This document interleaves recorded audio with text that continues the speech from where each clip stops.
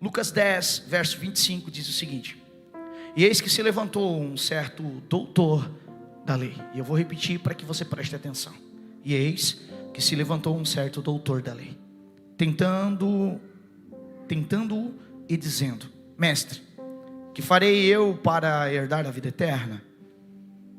E ele lhe disse: o que está escrito na lei? Como lês?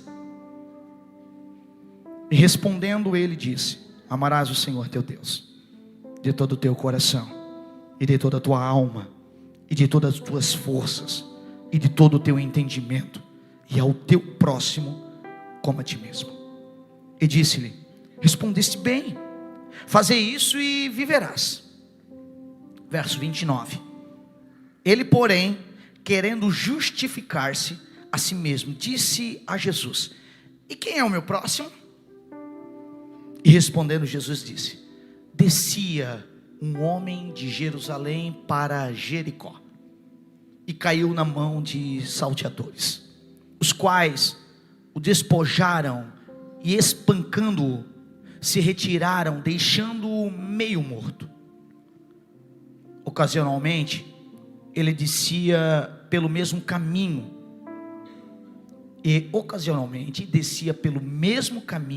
certo sacerdote, e vendo-o passou de largo.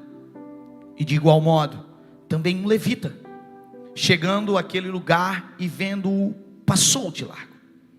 Mas um samaritano que ia de viagem chegou ao pé dele e vendo-o, moveu-se de íntima compaixão, e aproximando-se, atou-lhe as feridas, aplicando-lhe azeite e vinho, e pondo-o sobre a sua cavalgadura, levou-o para uma estalagem e cuidou dele.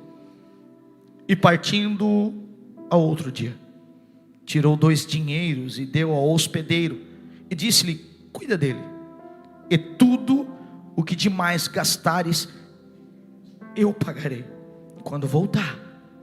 Verso 36.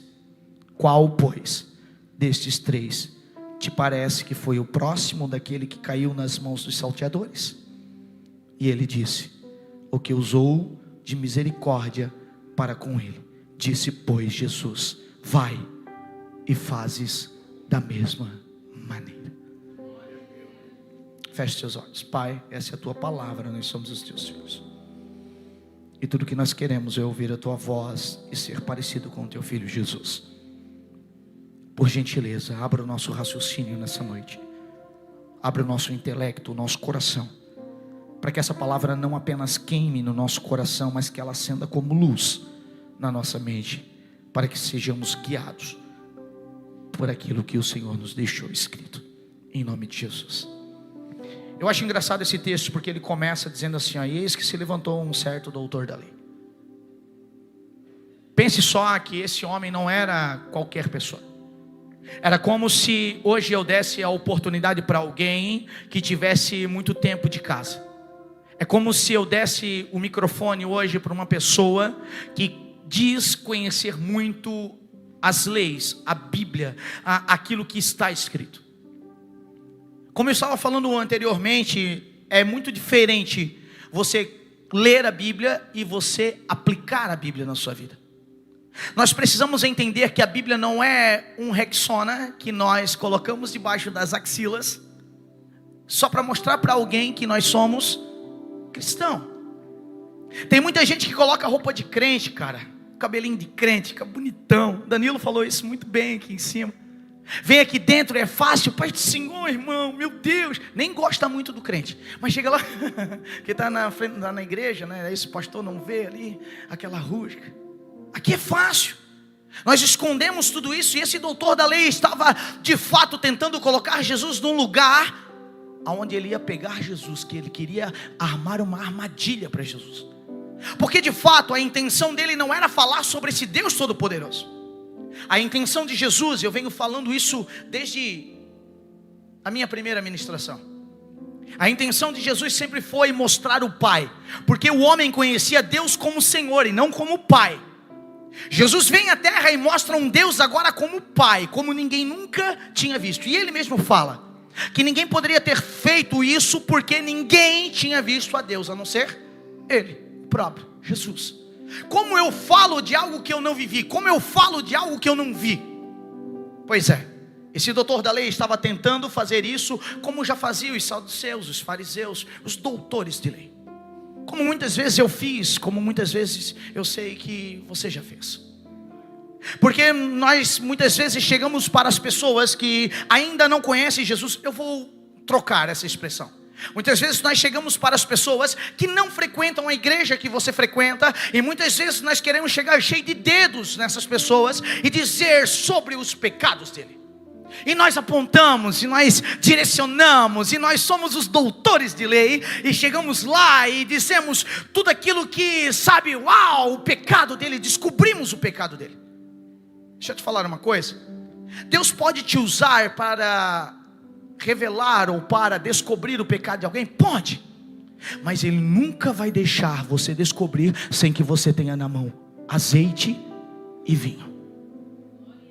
Quando você vê essa expressão do bom samaritano, quando ele chega nessa pessoa meia morta, desmaiada, sem consciência, na beira do caminho, após ter apanhado muito, você vê que a primeira coisa que o bom samaritano faz, o que é? Pega ataduras. Porque Deus não quer pegar o teu pecado e deixar revelado apenas para te envergonhar. Ele quer que esse pecado seja revelado para você, para que esse amor entre em você e você seja restaurado pelo amor de Deus. A ideia da revelação, da confissão, da entrega, sabe, de você ser rasgado pela palavra, é para que você tome ciência do que você foi carregado até agora, e para que você entenda a mudança que vai acontecer. É muito prático, é muito fácil, é muito repetida essa expressão em gabinete comigo. Pastor, depois que eu comecei a ir para a igreja, meu Deus, parece que o mundo ficou contra mim. E deixa eu te falar, o mundo ficou contra você. Pastor, meu Deus do céu, eu nunca vi, parece que eu estou perdendo tudo. Sim, você está perdendo tudo aquilo que o diabo te deu. Ai, pastor, só que a nossa taxa de aceitação com a verdade da expressão da palavra de Deus, muitas vezes ela é revelada conforme o nosso entendimento daquilo que Deus é, e não daquilo que eu entendo. Pergunta do próprio Jesus: o que está escrito? Aí Jesus, ele é um cara extraordinário, e ele faz uma pergunta ainda mais profunda. Tá, beleza, você sabe o que está escrito, agora como tu lês? Porque é uma diferença muito grande em o que está escrito e como eu leio. Qual é o olhar, qual é a lente, o óculos que eu estou usando para ler a palavra de Deus para a minha vida? Você está comigo? Eu posso estar lendo com uma lente de acusação. Então eu só enxergo versículos que falam com os meus irmãos e não fala comigo. Eu nunca achei daí na Bíblia, quando eu estou desfolhando, arrependa-se, Maico. Não, mas arrepende-se fulano A, fulano B, eu acho toda hora. Então Jesus fez uma pergunta para aquele homem, essa pergunta foi muito cirúrgica. O que está escrito? E agora? Como você está lendo? Porque o nosso culto de domingo à noite, o nosso culto de quinta, o nosso culto de domingo de manhã, ele não pode apenas trazer palavras fofas que vão fazer agora um melhoramento apenas pessoal. E isso não vai refletir em ninguém. Por quê? Porque a salvação, ela não é o final da história, ela é o play, ela é o início de toda a história, ela começa a partir daí. A tua vida em Cristo Jesus, ela começa após o sangue do Cordeiro passar na sua vida, te libertar dos teus pecados e te salvar, e você agora ser transformado em filho de Deus. Agora, para que isso acontece? Só para você ganhar uma cadeira na igreja?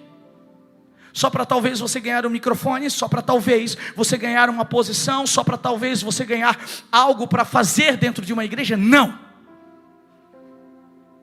Sabe para que acontece isso? Agora pergunta para mim, que você está meio distraído. Para quê, pastor? Eita glória, quero você comigo.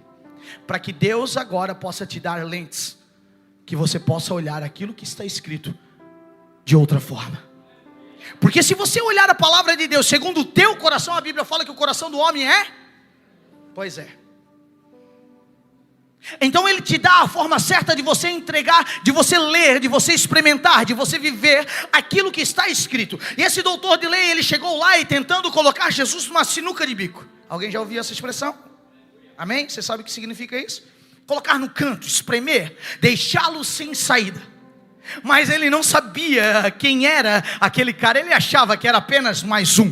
Alguém que se levantou agora e disse: eu sou o Messias. Não, ele era o Messias. Ele era o Alfa. E ele também é o Ômega. E ele continua sendo na nossa vida. E eis que levantou um certo doutor da lei, tentando e dizendo: mestre, o que farei para herdar a vida eterna? Sabe o que eu fico pensando quando eu leio esse texto? Que essa muitas vezes é a nossa oração. Pastor, não entendi. Quando você ora e pede para Jesus coisas apenas pessoais para você, você está sendo esse doutor da lei. Você está sendo esse homem agora. Por quê? Porque tudo que você faz com a Bíblia na mão é pensar sobre você mesmo. Não dá para dizer amém, né? Um aleluia pelo menos. Nós precisamos entender que a conversão muda o nosso padrão de pensamento. A conversão nos leva a pensar mais no outro do que a nós mesmos. Isso é o que Jesus de alguma forma estava tentando explicar. Agora, Jesus é tão genial, e ele sabe que a nossa mentalidade, ela é um pouco limitada. Sabendo disso, ele não chega para ele e diz: irmão, cai na real, eu sei que você está tentando fazer. Ele podia abrir o jogo. Você concorda comigo que ele podia abrir o jogo? Jesus não faz isso, sabe por quê? Porque se ele te contar o projeto que ele tem para você, você estraga. Eu já perguntei: Jesus, quais são os teus planos para mim? E ele me respondeu: Mark, você vai fazer caca, como sempre. Então deixa abaixo, vai vivendo, um dia após outro, deixa amanhecer o amanhã. E quando você se levantar, eu vou te dando o próximo passo. Muitas vezes nós não entendemos isso, então nós queremos a resposta: o que eu farei? Como é? Me conta o esquema, me conta o caminho, me dá o diagnóstico, me revela como é que vai ser o meu amanhã. E aí você não sabe. O pastor Douglas trouxe uma palavra muito pontual aqui do profeta.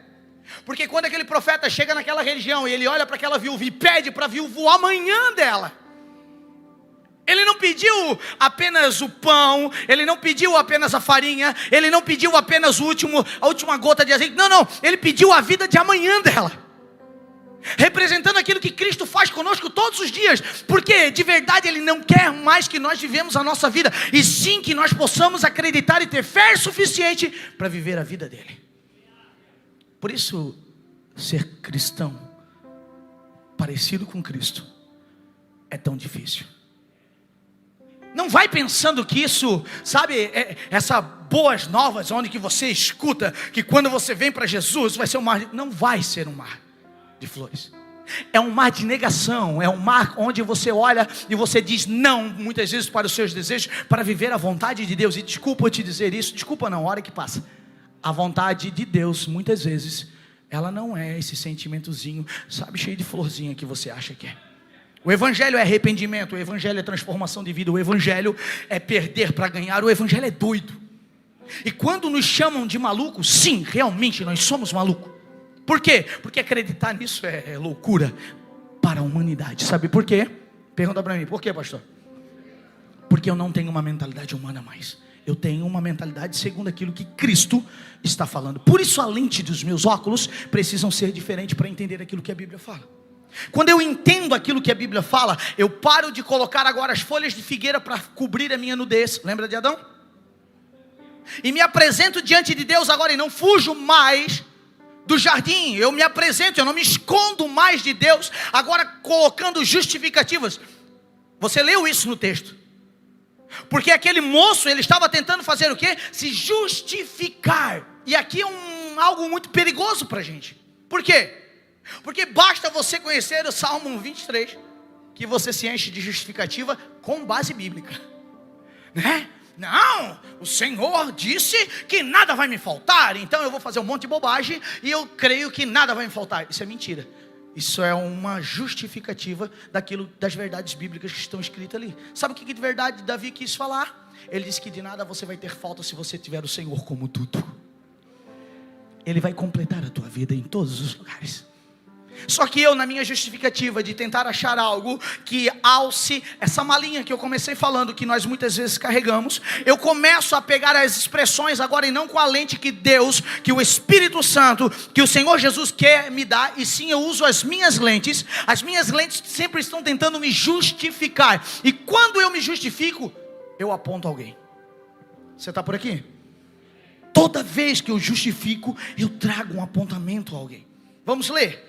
Verso 26 diz o seguinte: e ele lhe disse: o que está escrito na lei, como lês? E respondendo ele disse: amarás o Senhor teu Deus de todo o teu coração, e de toda a tua alma, e de todas as tuas forças, e de todo o teu entendimento, e o teu próximo como a ti mesmo. Ele sabia ou não sabia o que estava escrito? Vou perguntar, ele sabia ou não sabia? Sim, sabia, conhecia o que estava escrito. Formou até uma frase poética, porque ele pegou uma reunião de textos agora. Não existe um versículo na Bíblia que fala exatamente isso, não. Ele reuniu agora o conhecimento bíblico que ele tinha e tentou de uma forma poética transformar isso numa resposta bonita. Pastor, o que o senhor quer dizer com isso? Eu quero dizer que muitas vezes as nossas orações parecem a resposta desse mestre. Muitas vezes as nossas orações parecem a resposta dessa pessoa, desse indivíduo. Porque nós formamos palavras bonitas com todo o nosso conhecimento religioso, mas quando nós chegamos diante de Jesus, nós falamos mentiras com palavras bonitas. Quantos de nós já chegamos em oração dizendo: Senhor, eu quero largar tudo? Não levante a tua mão, por favor. Deixa eu me constranger sozinho, porque eu já fiz isso. Senhor, eu quero viver a tua vida. Mentira. Você diz assim: Senhor, eu quero viver a vida que tu tens para mim, mas eu queria trocar de carro, eu queria viajar, aí eu queria isso, eu queria aquilo, eu queria... E aí você começa a dizer para ele que você quer viver a vida que ele tem para você, mas você dá as suas condições. Deixa eu te falar uma coisa, talvez você não tenha entendido. Quando Deus agora na sua magnitude elegeu Jesus para descer na terra, para me perdoar, para te perdoar, Ele não deu um lugar carinhoso para ele, para o filho. Isso não foi falta de amor. Sabe o que Jesus ganhou? A cruz. Sabe o que Jesus ganhou? A coroa de espinho. Sabe o que Jesus ganhou? O Getsemane. Getsemane é um lugar de dor. Getsemane é o lugar onde cientificamente foi até mesmo pior do que a cruz. Foi o lugar onde ele suou sangue. Foi levado num lugar de estresse tão alto que naquele momento no Getsemane ele disse: Pai, se possível for, afasta de mim esse cálice, mas contudo faça a tua vontade. Pastor, o que o senhor quer dizer? Eu quero te fazer uma pergunta, você responde só para você. Você é corajoso o suficiente de dizer: Senhor, faça a tua vontade na minha vida? Porque experimentar o amor de Deus é bom, meu irmão. Colocar uma roupa legal para vir para a igreja é bom, cara. Ter coragem de dizer para Ele: Deus, faça em mim a tua vontade, é muito diferente. Porque talvez a vontade dele seja você perder algumas coisas. Pastor, mas Deus quer me destruir para que eu viva a vontade? Não.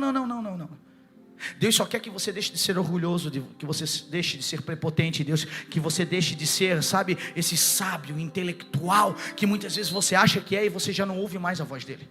Você está por aqui? Esse homem, ele estava sendo tratado. De verdade, Jesus nessa conversa não estava excluindo ele, não. Ele estava apontando algumas coisas para ele, para que ele de fato se convertesse.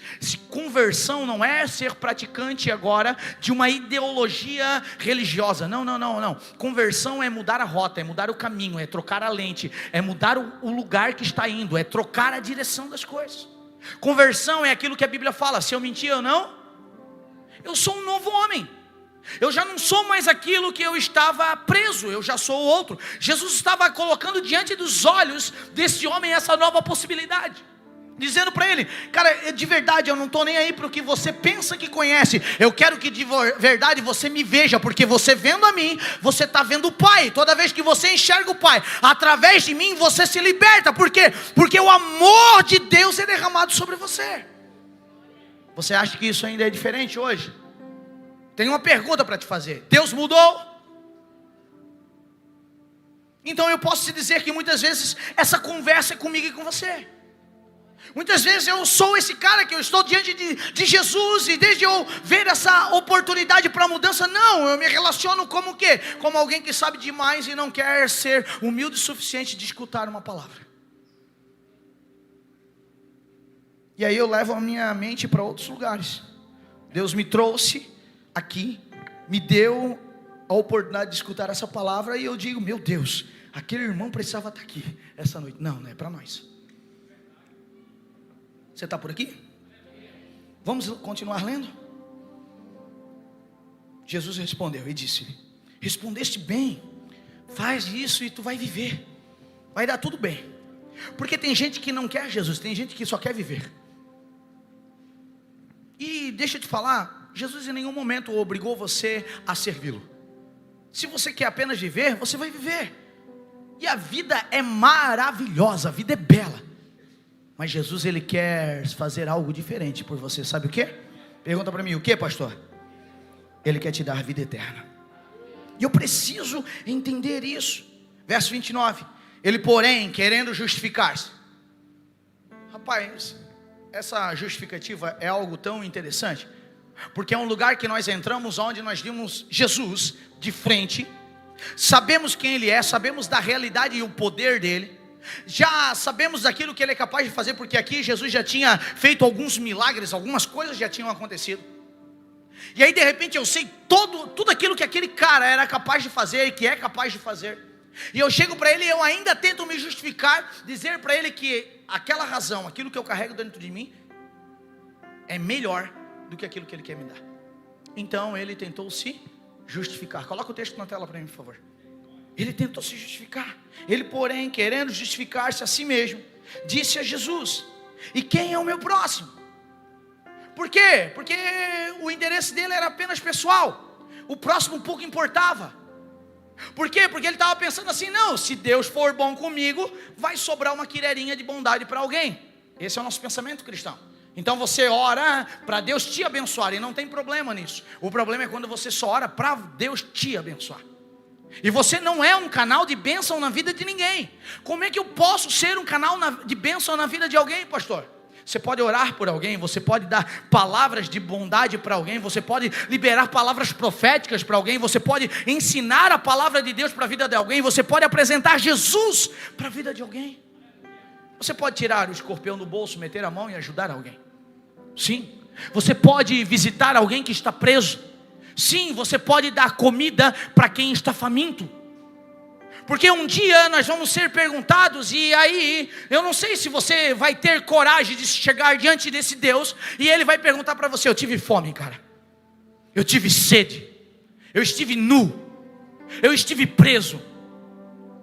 E qual vai ser a sua posição diante desse Deus que vai te perguntar essas coisas? Porque do juízo, eu e você, nós não vamos escapar. Você está por aqui? Eu preciso te alertar disso.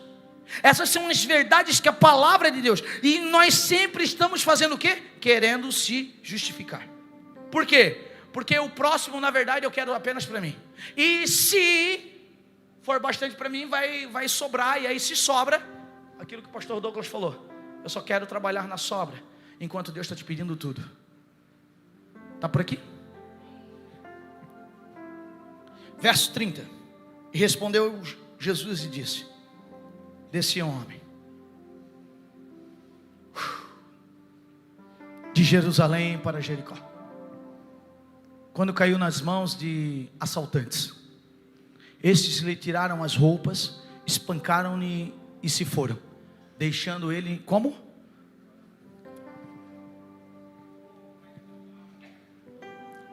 Sabe o que acontece muitas vezes? Porque nesse texto a gente prega muitas vezes e fala sobre o sacerdote que passa longe. E aí você acusa a igreja. Sacerdote, a igreja, o pastor, não me viu, não me vê, passa distante. Não quero falar sobre isso. O levita. Tem gente que acha que o levita é aqueles que ficam aqui. Não, levita era da tribo, e nem aquele que levita, não é aquele que voa. Não é isso não. Levita era da tribo de Levi. Eu já vi gente chegar e dizer: pastor, eu sou levita. Eu disse: então faz aí que eu quero ver. Eu duvido. Não conseguiu, cara. Até hoje eu não vi um levita levitar ainda. Aleluia, brincadeira. Mas é só para você entender o que significa um levita. Levita é aquele que vem da tribo de Levi. E ele chega aqui, ele coloca no texto que essas pessoas passaram de largo. Passar de largo é passar distante. Não deram bola, não deram vez, não tiveram olhos para aquele homem quase morto. Mas aqui eu quero trocar a tua lente hoje para você olhar para esse texto de uma forma diferente. E eu quero que você preste atenção nisso daqui. Esse homem, ele descia da onde? Da onde? Só para ver se você está ligado. Jerusalém. Então provavelmente ele vinha de algum culto, lá das sinagogas. Provavelmente.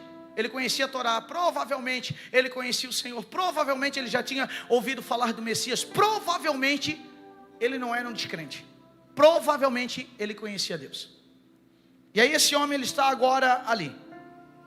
E eu não sei se você prestou atenção no texto, mas a Bíblia vai falar, o título disso que nós lemos, desse texto que nós lemos, é a parábola do bom samaritano. Com judeu não se dava bem. Você já sabe disso, eu não preciso te falar sobre isso. A minha pergunta é: se esse homem tivesse passado nesse lugar, mas ele não estivesse quase morto, ele aceitaria um samaritano ajudar? Pastor, o que o senhor quer dizer? Talvez você está aqui, cara, e Deus está tentando te ajudar já faz tempo. Só que Ele mandou aquela pessoa que você não gosta muito.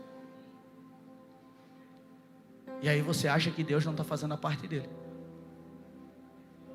Aí você acha que Deus não está sendo legal com você, quando na verdade Ele só colocou um samaritano do teu lado que você não curte muito. Porque nós achamos que Deus tem que... Lembra do doutor da lei? Nós achamos que Deus tem que lidar com as nossas justificativas, com aquilo que eu acho que é certo. Eu sou um doutor de lei, então como é que você não vai fazer do jeitinho que eu acho que tem que fazer? E aí as nossas orações, elas partem dessa prática. Então você ora para Deus, ensinando a Deus aquilo que Ele precisa fazer por você, sendo que Ele é Senhor de tudo e de todos. Você está por aqui? Então eu não enxergo, sabe, esse lugar. E aí Deus muitas vezes precisa me levar a um lugar de quase morte. Para quê? Para que o orgulho seja quebrado dentro de mim. Rapaz, deixa eu te falar uma coisa. É mais fácil se render. Vem para cá, louvor, vem. É mais fácil se render, cara. É mais fácil você rasgar o coração. É mais fácil você dizer para Jesus assim, não precisa, pode parar. Pode dizer para o assaltante lá, parar com esse negócio. Eu já estou rendido aqui, eu já estou entregue aqui. Eu já, sabe, me coloquei nesse lugar. Eu não preciso mais andar nesse lugar de quase morte para entender quem Tu és. Eu entendi a partir de hoje. Então eu vou parar de teimar, eu vou parar de competir, eu vou parar de tentar fazer apenas a minha vontade. Eu sei quem Tu és, Senhor. Então eu quero estar nesse lugar de rendição. Muitas vezes a estratégia de Deus é nos colocar diante de algumas situações, não para que a gente fique prestando atenção na caminhada do sacerdote, porque a gente fica. Pense só, esse homem não estava morto, ele não estava morto, ele estava quase. Então quer dizer que ele ainda tinha consciência daquilo que ele via, e ele poderia entrar no lugar assim como você, quem sabe, já entrou.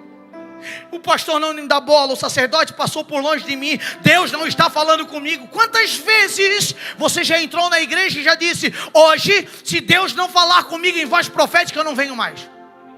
Você não manda em Deus. Você não manda em Deus. Deus está falando com você. E sabe o que você faz? Você trunfa a cara. Por quê? Porque não tem a ver com as verdades que você orou e você queria que Ele dissesse. Tem gente que ainda tem a ousadia de dizer assim: não, Senhor, Tu tem que responder dessa maneira. Tem que nada, irmão. Ele é Deus, cara. Com você ou sem você, Ele é Deus. Ele é o soberano, Ele é o Senhor de todas as coisas. E eu preciso ter um entendimento disso. Então se alguém ficar passando por longe e você estiver nessa situação de quase morto, fica tranquilo, porque o bom samaritano sempre vai vir perto de você. Mas o levita, aquele da posição, talvez o irmão de Manoara que está com o violão na mão. Ele não é levita, né? Esqueci. Esse é do Pará. É que tem tanta gente, tá o Brasil todo aqui já, gente. Aleluia, glória a Deus. Eu sou apaixonado por essa cultura. Aleluia. Talvez você fique olhando e diz: meu Deus, não falou comigo, vem no culto. Eu quero contar uma experiência pessoal. Eu fui 11 anos ministro de louvor, antes de nós estarmos aqui, quase 11 anos. Mas era uma banda. Você pensa o pastor Douglas tocando guitarra, gente. Você não tem noção. Você não tem noção.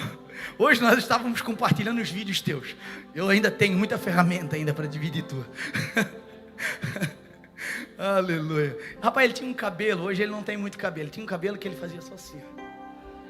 Ele não tocava guitarra, ele apenas balançava o cabelo. E eu fico imaginando agora algumas coisas acontecendo, porque nós éramos como um grupo, esse grupo do louvor aqui. E a gente saía, e a igreja que nós servíamos, ela tinha uma lateral, como essa daqui. E a escada era bem no lado, assim. A Fran e o Juliano, eles sempre foram envergonhados. A pastora Fran e o pastor Juliano sempre foram mais fechados e envergonhados. Então eles engatavam a marcha, abaixavam a cabeça e passavam correndo. Isso não era soberba, era timidez. Só que por muitas vezes a gente repetia isso. Quando o pastor liberava a gente, dizia, beleza, vocês podem descer. A gente baixava a cabeça porque a gente não queria chamar a atenção. Então a gente passava na lateral do corredor e ia lá no nosso lugar que a gente tinha deixado reservado para sentar. Isso era normal, era a nossa conduta de fazer. Um dia, o pastor Elias nos chamou e disse, pessoal, preciso que vocês prestem atenção. Tem muita gente que vocês estão machucando o coração. Rapaz, nós caímos num choro profundo, porque nossa intenção não era essa. Preste atenção no que eu estou contando. E aí ele olhou e disse assim, todas as vezes que vocês saem do altar, tem pessoas tentando olhar para vocês com a esperança de encontrar em seus olhos a pessoa do Cristo. E aí sabe o que nós fazia? Nós tirávamos os olhos dos olhos daquele que estavam nos olhando. Nós passávamos direto. Isso não era soberba, era falta de entendimento. Quando ele contou aquilo, meu Deus, o Douglas vocês já conhecem, né? Já viram. O Douglas parecia um deputado, cara, apertando a mão de todo mundo, abraçando todo mundo. Ele levava, às vezes o pastor chamava o louvor de novo, ele ainda estava na quarta fileira ali, abraçando a galera, atrapalhando o culto. Às vezes, você, desde estar esperando o bom samaritano chegar, você está de olho naquilo que passou longe. É isso que eu quero te dizer. Às vezes, você desde estar olhando com a lente certa, esperando aquele que morreu por você, mas também ressuscitou por você, te consolar, te dar a palavra que vai mudar a sua vida. Você está esperando um homem, cara. Deixa eu ser muito claro com você. Eu posso falhar com você. Eu posso falhar com você. Se você estiver apegado apenas em mim, você pode não vir mais para cá. Você pode deixar de viver entre irmãos. Sabe por quê? Porque o teu olhar está naquele que passou de largo. E muitas vezes não é por maldade que eu vou passar por longe. O texto é tão claro que coloca agora um rival. Jesus é sábio ou não é? Vou perguntar, Jesus é sábio ou não é? E aí ele botou um rival. Ele botou a galera da praça com 15. Eita, aleluia. Só quem é tijucano sabe o que eu estou falando. Passava da ponte para cá, o pau pegava. Aleluia. Hoje nós estamos tudo curados, irmão. Eu sou da praça, estou aqui na Joaia, tá tudo certo, moro lá nas areias, né? Só quem era? Eu ainda tenho um agravante ainda. Depois da praça eu evoluí para Santa Luzia. Só quem é de Tijuca, irmão, sabe o que eu estou falando, né, mãe? Aleluia. Esqueci da mãe hoje, perdoa, tá? Vai mandar e foi te buscar, né? E aí a gente fica, sabe, com os olhos nesse lugar, achando que não, precisa ser o sacerdote, precisa ser o da tribo de Levi. Eu não quero que essa pessoa tão estranha, tão diferente de mim, passe aqui e me ajude. Mas eu quero te dar uma boa notícia. Quando Jesus estava falando dentro desse texto sobre o bom samaritano, ele não estava falando de um rival, ele estava falando dele. E por isso você vai ver na Bíblia a expressão: pode vir alguém bom de Samaria. Deus não erra em nada. Deixa eu ser mais claro com você. Deus não erra em nada. Ele não errou na tua vida. Ele não errou na família que você nasceu. Ele não errou na vida que você tem. Ele não errou no casamento que você tem. Ele não errou em nenhum detalhe da sua vida, meu irmão. É nós que muitas vezes não entendemos a configuração, aquilo que Deus está fazendo. E aí nós nos colocamos, sabe, nesse lugar. Meu Deus passou de longe de mim, Ele poderia ter me ajudado, Ele não me ajudou. Deixa eu te falar, é que a ajuda que Deus está preparando para você não vem de mão de homens, vem do próprio Senhor. O bom samaritano quer vir trazer o azeite fresco para você nessa noite. Então não fique contando com as estruturas humanas. Esse bom samaritano, ele chega lá. E quando Jesus fala para esse homem do bom samaritano, ele coloca na seguinte expressão. Verso 33, diz o seguinte: mas um samaritano que ia de viagem chegou ao pé dele, chegou junto a ele. Pergunta: você precisa sair correndo atrás? Vou perguntar de novo. Você precisa sair correndo atrás? Vou perguntar de novo. Você precisa sair correndo atrás? O Espírito Santo te conhece. Ele te encontra. Ele te acha. Do jeito dele, ele chega no pé da tua necessidade. Do jeito dele, ele chega no pé da tua doença. No jeito dele, ele chega no pé, sabe, da tua necessidade, daquilo que você precisa. Ele chega, só que olha só o que o texto fala, e eu quero ir para o fim.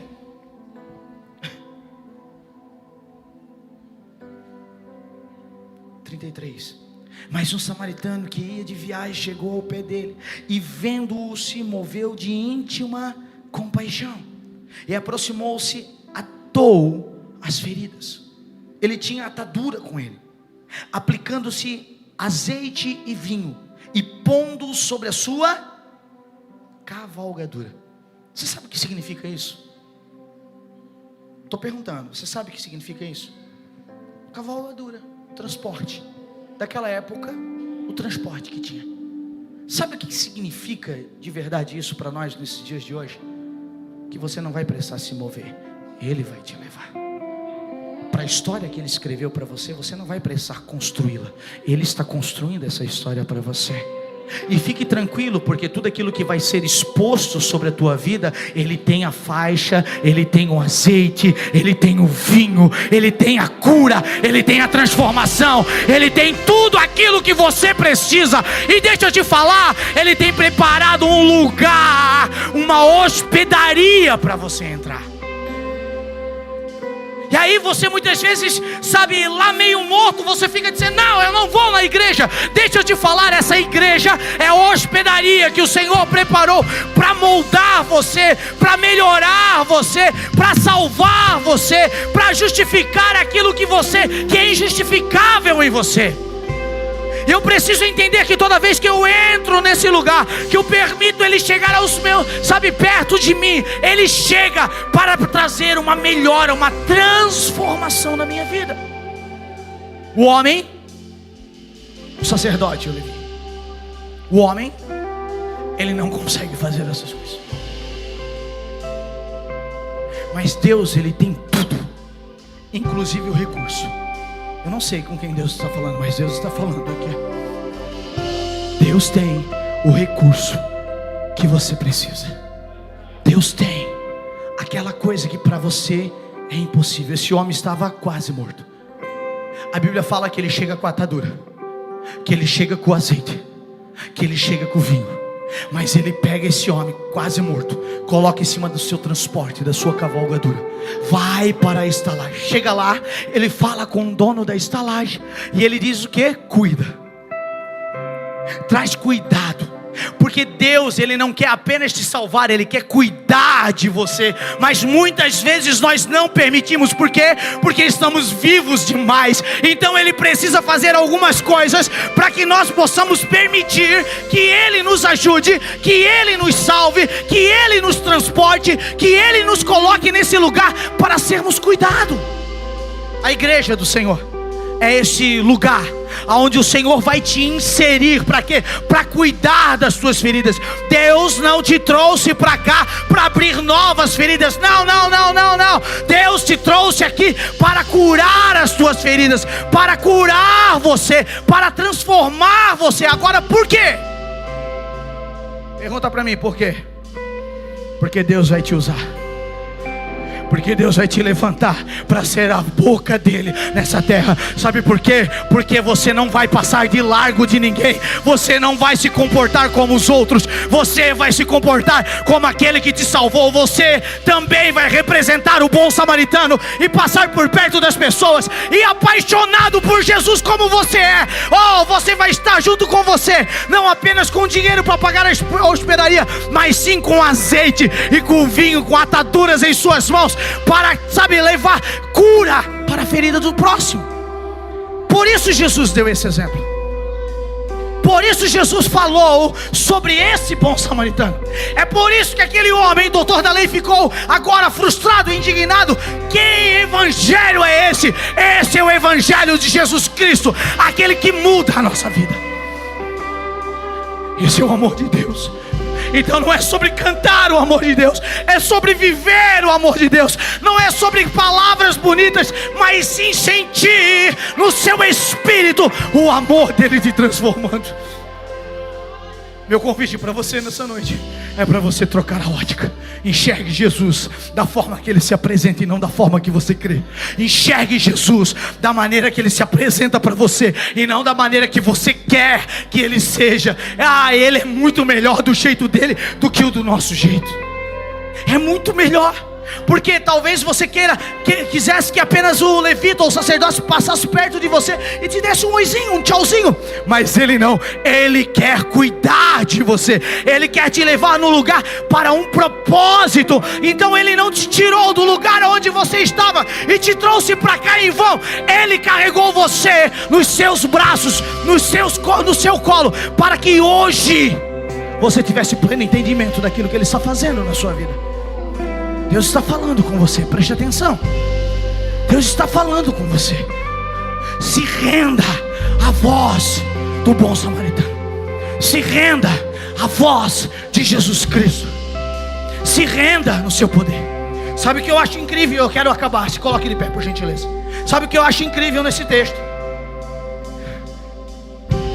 É que ele chega para o dono da estalagem.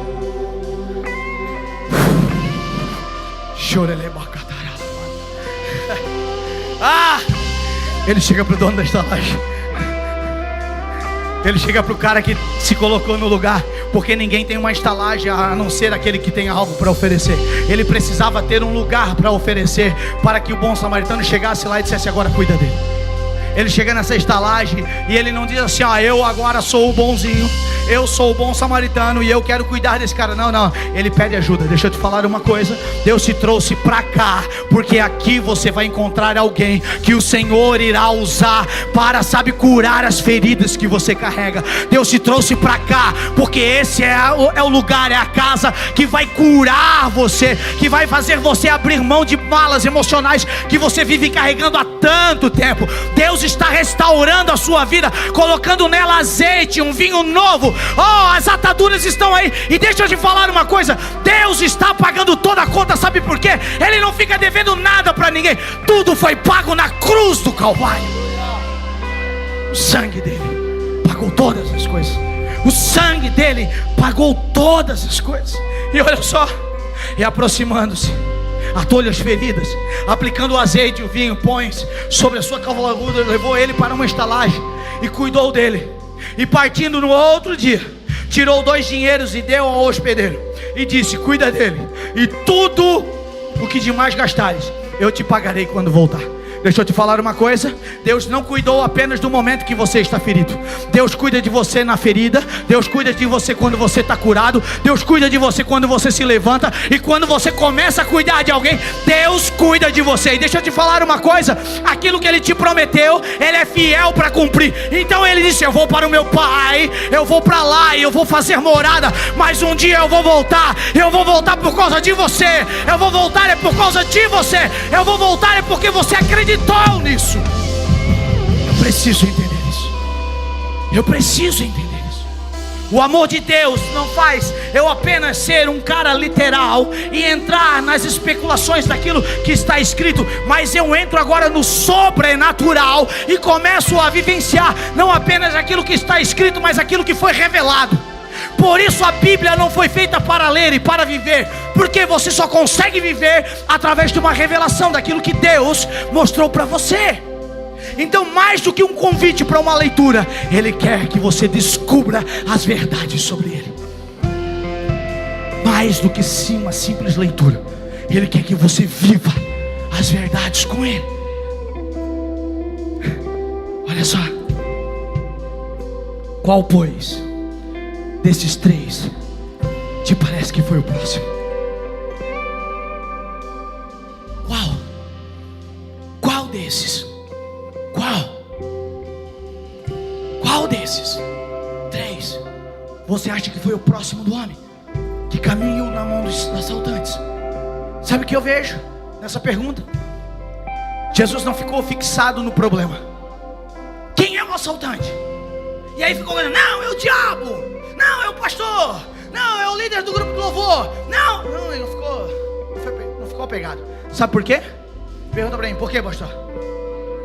Porque maior do que o teu problema é Ele. Maior do que qualquer gigante que tem para se levantar diante de ti é Ele. É Ele. Então Ele não está se importando com os assaltantes. Ele não está se importando com o teu problema. Ele não está se importando. Não é que Ele não tem importância, é que Ele não está se importando, porque de verdade não há competição. Tem gente que tem, sabe, a mentalidade pequena e diz que Deus agora está lutando contra o diabo. Não, irmão, não tem condições. Ele nem se mede para lutar com Deus, porque Deus é todo poderoso. E muitas vezes a nossa humanidade não deixa nós pensarmos sobre isso, e nós achamos que há uma batalha do bem e do mal. Não, Ele já perdeu, irmão. Ele já foi condenado. E é por isso que muitas vezes Ele só está te atrapalhando. Por quê? Pergunta para mim, pastor. Por quê? Porque se você entender literalmente que você é filho de Deus, você vai deixar de lutar com o diabo e vai viver a herança, aquilo que Deus te deu como herança. Sabe qual é o nosso problema? É que nós estamos ligados demais aos assaltantes. Quem são? Quem é que está me ferindo? Quem é que está me machucando? Foi fulano, foi o Beltrano, o pastor não fez, o pastor fez, foi isso, foi aquilo. Não dá bola para isso não. O samaritano está passando aqui nessa noite, e ele quer curar você. Ele quer curar as suas feridas. Carta de João ao Apocalipse, capítulo 3, vai falar de uma igreja. Essa igreja era Laodiceia. Laodiceia é uma igreja interessante, porque ela se apresenta como rica, poderosa, estruturada, forte. Muitas vezes como nós se apresentamos. Ela era, autônoma. Ela era, sabe, independente. Sabe o que o próprio Cristo revelou sobre ela? Coitada, pobre, nua. Você não entendeu que o Evangelho é capaz de fazer. E é por isso que muitas vezes você tem medo de falar de Jesus. O pessoal do evangelismo veio aqui e às vezes do jeito que eles falam, eles estão falando das suas realidades externas. Mas às vezes você diz assim para você, eu não vou falar de Jesus para quê?